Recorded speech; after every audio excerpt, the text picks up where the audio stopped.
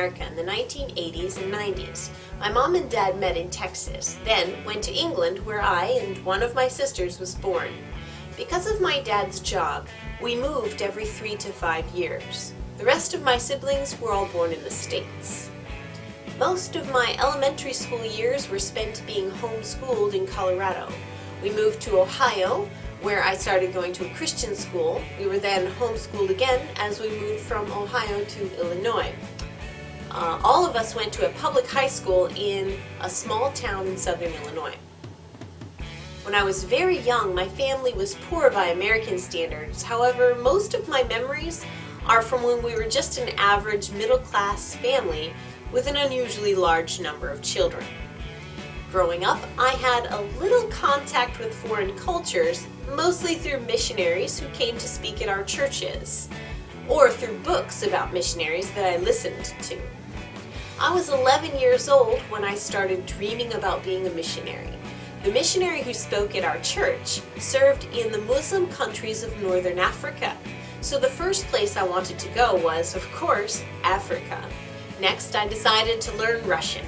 My dad had gone to Russia on a business trip and brought back a little doll for me, so I decided that I would learn the language and be a missionary in Russia.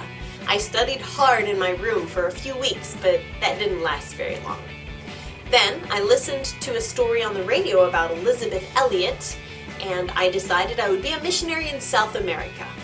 At the age of 13, I went to El Salvador on a youth missions trip, and of course, that meant I would be a missionary in Central America. For the next few months, I tried hard to learn Spanish. Finally, I read about a missionary to China, and in college, I tried to learn Chinese for about 1 year. In college, I also did a lot of volunteering with students from around the world. As they would return to their home countries, I would put maps of their respective countries on my wall and pray for my friends and their countries.